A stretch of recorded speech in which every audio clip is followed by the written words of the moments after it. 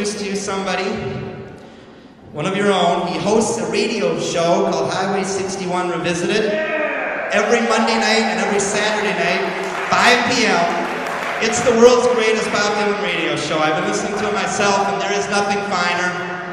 KUMD, who's got a stand out there, they help him with this show, and he does that show. So check it out every Mondays and Saturdays, 5 p.m. He's also the world's greatest magician, escape artist. He's going to do some magic for you now. I'd like to introduce to you Mr. John Bushey.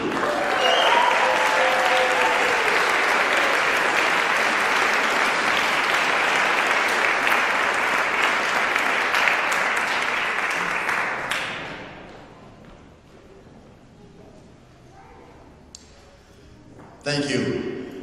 Born March 24th, 1874, to a Jewish family in Budapest, Hungary, immigrated to the United States at a very young age, and then moved to New York and changed the field of magic. Does this story kind of sound familiar? Similar to a young boy born in Duluth, raised in Hibbing, born May 24th, 1941. Moved out to New York at the age of 18, changed the field of music. There's a lot of similarities between Harry Houdini, because that's who Eric Weiss became, and Bob Dylan. And I'm here tonight to just kind of do a couple of tricks. The ones I do tonight were done by Harry Houdini, the greatest magician that probably has ever lived. He was a magician and an escape artist, and as an escape artist, this is not magic. This is skill. The knowledge to pick a lock, or hit a handcuff and cause it to open, or be able to untie knots when you were tied up. When Houdini lived, there was no sound in movies. They were back in the silent film days. Houdini was an expert in knots. And this is a short demonstration with a short piece of rope that gives you an idea how skilled this guy was with a piece of rope. He could tie his shoes, for instance, faster than anyone on earth. And as try as I might, I've not been able to I know it's not that much, but it's all he had. Try as I might, I've tried to duplicate this feat. I've practiced and practiced and practiced. I've got it pretty quick, but maybe not quite as fast as Harry. I'll give you a demonstration. Can someone out there yell, go?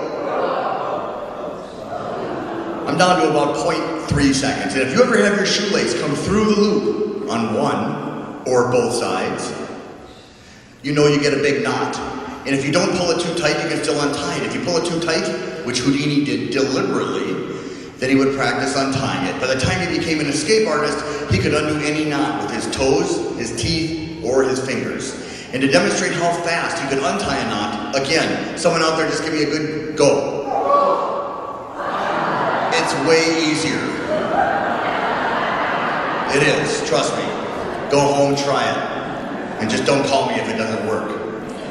So how did Houdini do this? Quite simply, he would make a loop in the rope, pull the end through. What this gave him was a knot in a rope. And then he would wrap another rope around it. And he had the ability to change the knot, to make it into a sliding knot. It would slide up or down the rope, to make it jump to another rope. He called it a jumping knot. And the truth is, it also slides. I don't like it when it slides, it's just way cooler when it jumps. But truthfully, the knot slides and jumps. But the best thing this knot does is actually vanish right inside the middle of the rope. Houdini invented that. He was tied up, he'd just make the knot go inside the rope, he'd slip out, and the knot would be somewhere else, and it looks like this. I can tell by the applause, you're so impressed. The truth is, it is right in the middle of the rope. That's the kind of skill Houdini had. I'd like to do one more for you tonight, and then we're going to introduce some very special guests. The one I do tonight, I'm going to need a volunteer here, and just for the sake of convenience and speed, hi, come on up. Yeah. And let's give her a big round of applause. This is Lisa. Lisa, again, a demonstration with a piece of rope. Just examine the rope, check it out, pull on it, tug on it, make sure it's good, strong rope. This is one that was invented by Houdini. The truth was, no matter how closely she looks at that rope, it doesn't matter. I'm doing the trick with this one. But, for the sake of all of you, I will tie the world's most complicated knot. And it looks like this. You may say that looks easy to tie, but the truth is that's the only knot in the world that when you grab the center and pull, the ends come off. Not for me, it leaves me all middle. But here, we'll take the ends, we'll put them back on the rope, and Lisa, anytime you say stop. Right there. Could you wrap that around? Perfect, hold on right there. That puts them back on, thanks. So, what did Houdini do? He was an expert. He changed the world by inventing a new genre of magic, escape artistry, dealing with locks, knots, just like Dylan changed the field of music, transformed folk music. Houdini would cut the rope. He didn't even need a scissors. He would have two pieces of rope tied together with a strong knot. When he untied it, it's just exactly what you would expect. Two pieces of rope, the exact same size. On the ends, the middles are just a little different. I apologize, they're supposed to be the same size. Pardon me, I'm going to start over.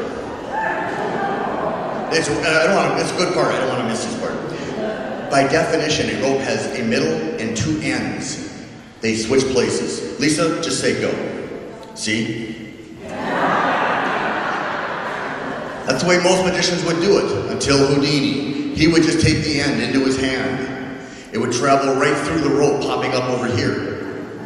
Then this end would go right into his hand, traveling right through, popping out here, leaving the middle where the ends used to be. I'll take Lisa's rope. Is that a strong piece of rope, Lisa? Great piece of rope. Thank you, then examine that one. You did pull on this one, right? Okay, here, just check it out again. Thanks. I have this one. And now Lisa. So you gotta really pull on it. Is it strong? Yeah. Here, I'll let you look at this one again, too.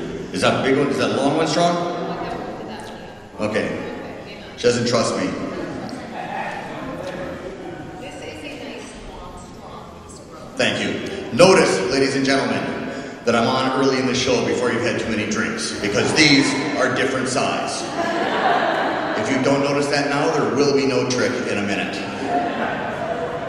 3 ropes examined by Lisa, even at the top, and then even at the bottom. Just like that. And if they're even at the top and the bottom, isn't it logical that all 3 ropes would become a little more the exact same size? A trick invented by the late Harry Houdini.